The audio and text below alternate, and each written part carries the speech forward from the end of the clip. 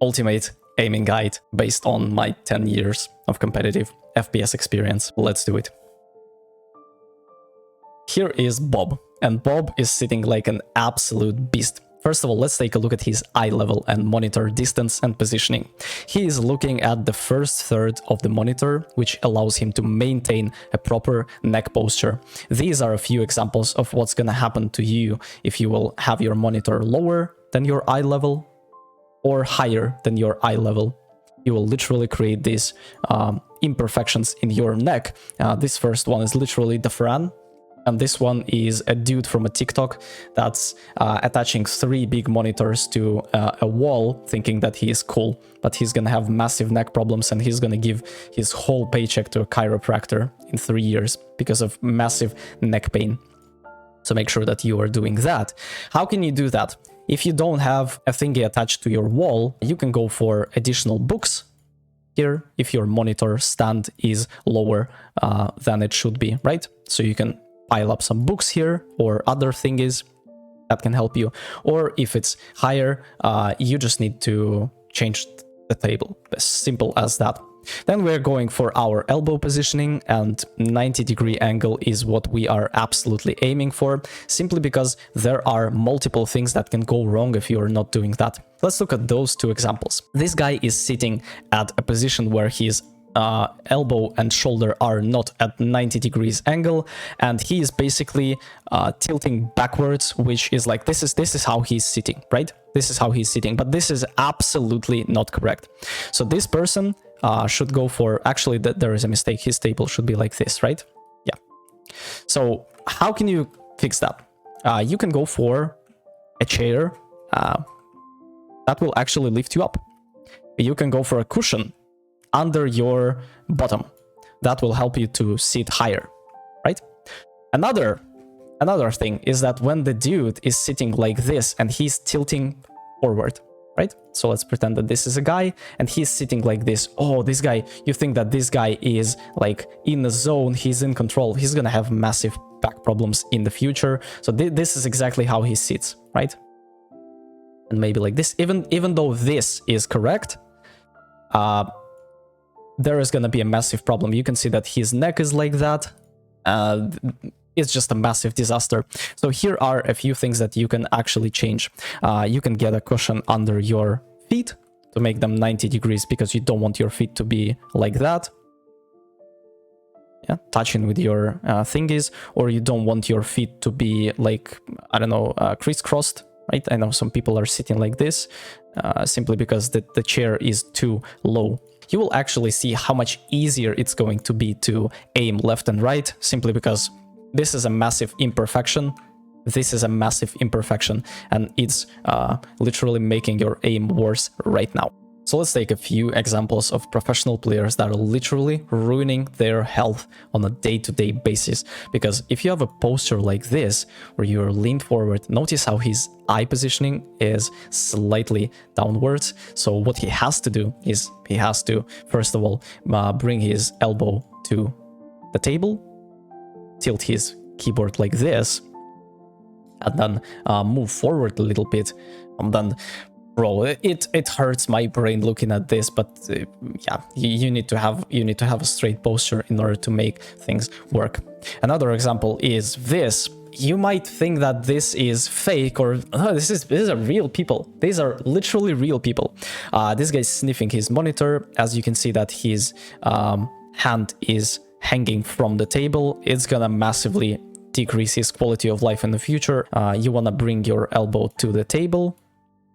You want to hold your mouse somewhere here. Last example, same thing. You want to like move forward.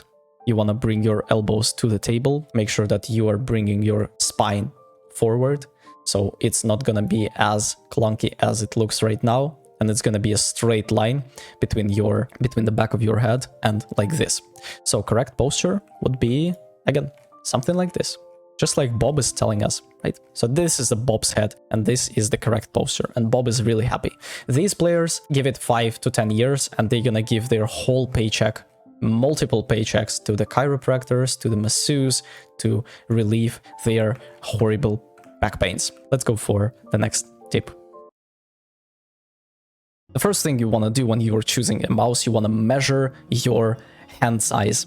And based off that, go for a filter where you are saying, no, Razer Death Adder V3 Pro is not for me simply because it's too big. And you are left with 3 options. You want to drive to the nearest store that will allow you to try them, to touch them, to really feel the shape, the size, materials, whether you like it or not. And then you go on Craigslist, eBay, and buy them used. Another important thing that you need to take into consideration is going to be your mouse glides. Simply speaking, mouse glides are the thing is on your bottom that will basically dictate how fast and clean your tracking and flicking is gonna be with these particular glides and this particular mousepad. I personally recommend you going for Tiger Arc, Tiger Ice, or Core pads. Right? So you can just order them on Amazon, on AliExpress. Make sure that you replace your stock glides with the ones that I've listed above to improve your gaming experience. Another thing you might consider are going to be grips for your mouse. You can, again, order them on Amazon or AliExpress or any other platform that you personally have in your country. I personally felt that they are not necessary and I don't feel like my hands are slippery, so I threw them away, but you will never know until you try. Mousepads are coming from different speeds, sizes, prices, fabric types, and coating. And it can be exceptionally overwhelming to choose the one that's gonna fit you the most. I highly advise you to check out this mousepad tier list as it will answer every single question you might have. Here's a readme where you can pretty much refresh your knowledge about mousepads. Speed chart with the ones that's selected in bold are the top choices, as well as they list up from very fast to very slow. I mean, and in each category they are going from the fastest to slowest. So Corsair MM600 is still exceptionally fast, but way slower than, for example, SkyPad Class 3.0. In my personal experience, I feel like the highest tier mousepad that you can personally buy is going to be SkyPad. This pad is going to last you forever. Yes, it's pretty pricey and it's going to cost you about $150, but it's literally never going to wear off simply because it's a glass pad. Artisan is a top-notch Japanese company that's producing the mousepads. I personally have Artisan Hayate Otsu XSoft, and this mousepad has turned me into an absolute aiming beast. Another thing you want to consider as an option is going to be a gaming sleeve, as it will allow your hand to not be stuck on the bottom of your mousepad and will allow you to have better range of motion, especially if you are playing on lower sensitivity and have to move like your mouse quite a lot. Another thing you want to consider is a keyboard. Yes, it is not as important as pretty much all the keyboards are the same. You can go for a super duper $1,000 mechanical keyboard and you will get exact same results as you would have on a $10 office keyboard. But the keyboard size is what matters the most. There are 3 types of keyboards: full keyboards, 10K less, which are without the numpad, and 60% keyboards.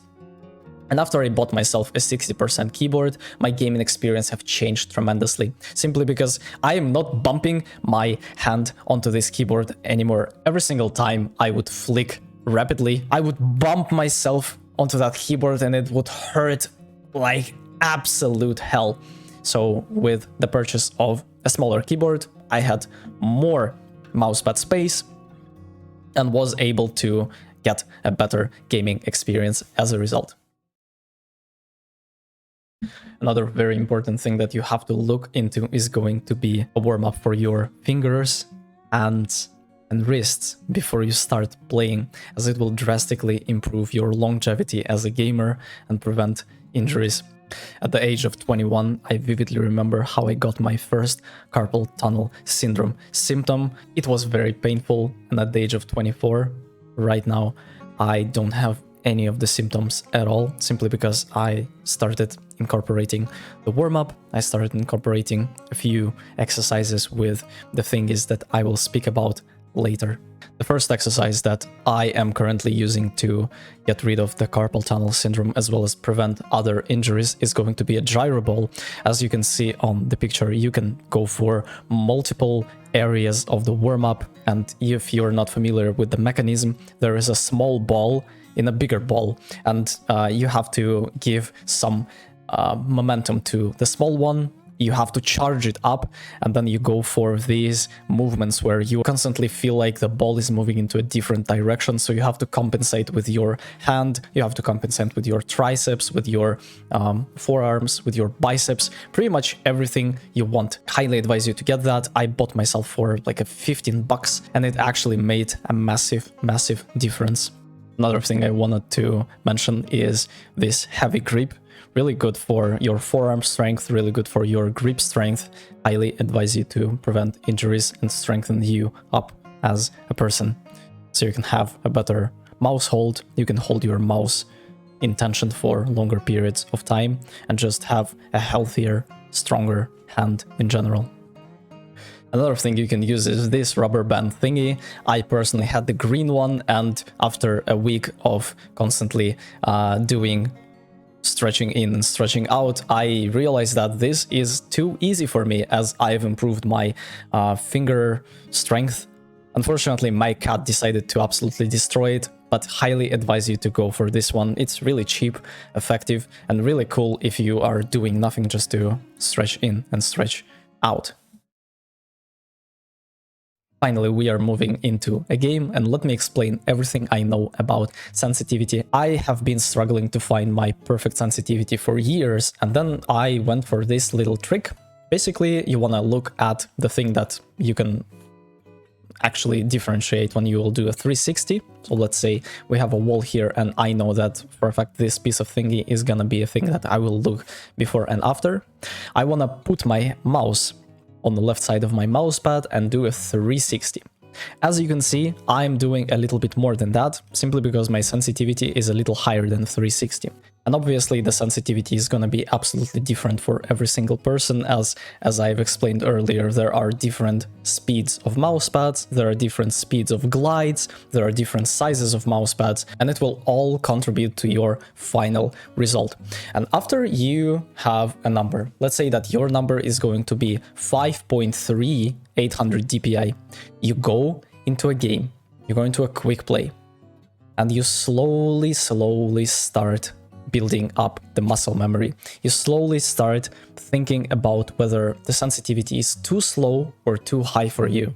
Can you do everything? Can you turn around quickly? Can you flick accurately? Can you track properly? And if you cannot, you go and make it higher or lower based on the problem that you've encountered. Simple as that. Another setting that will drastically improve your aiming is going to be a relative aim sensitivity while zoomed value. There are characters, Ana, Ashe, and Widowmaker, that have really clunky hipfire to like scoped aim sensitivity. It's definitely not one-to-one, and you want to go for this calculator. Obviously, I leave a link in the description.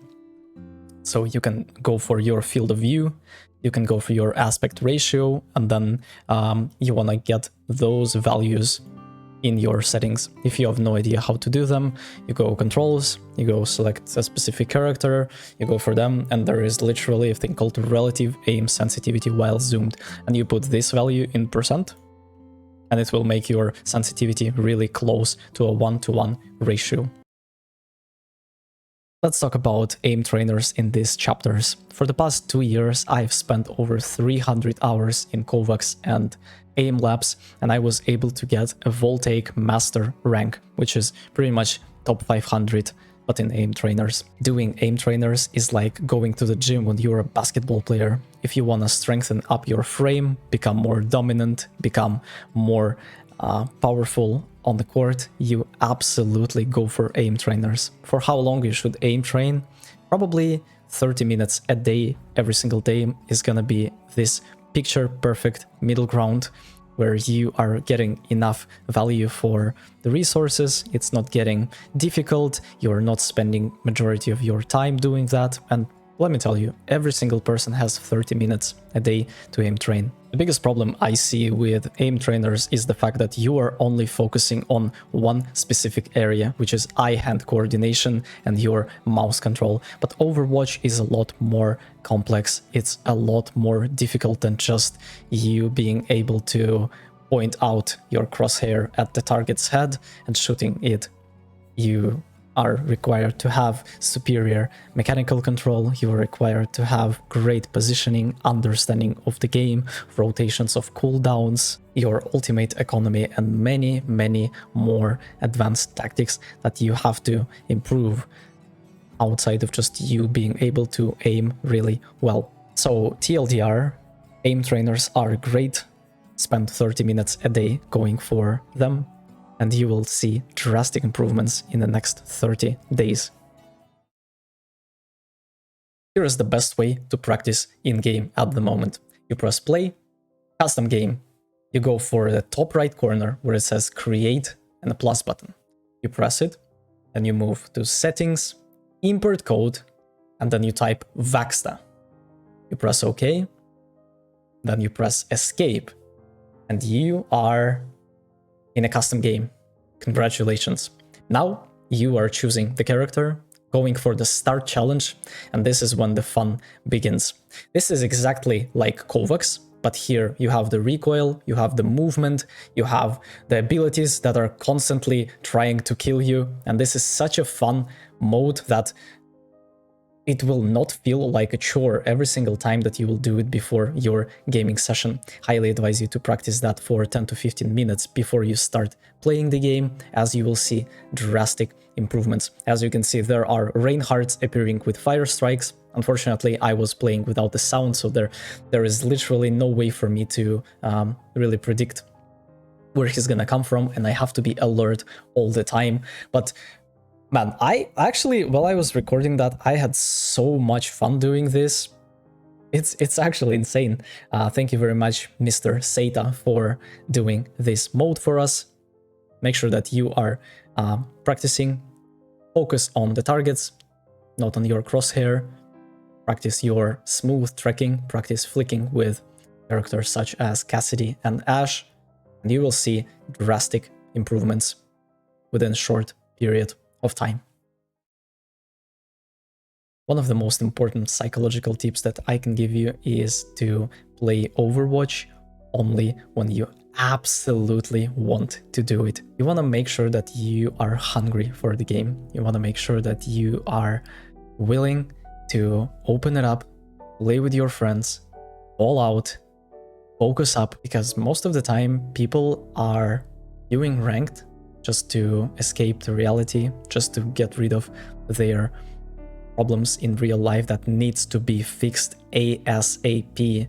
But instead, people are comforting themselves with video games, and as a result, they are worsening the problem quite tremendously. So next time you will be in a situation like this, you need to put your first and absolute priority onto the real life, and when everything in real life is good, when you have good relationship with your family, with your friends, with your partner, when you have amazing results at your job and everything is working like wonders, when you are physically fit, just satisfied with your life, man, the results in your game gonna be a lot better. Thank you very much for watching.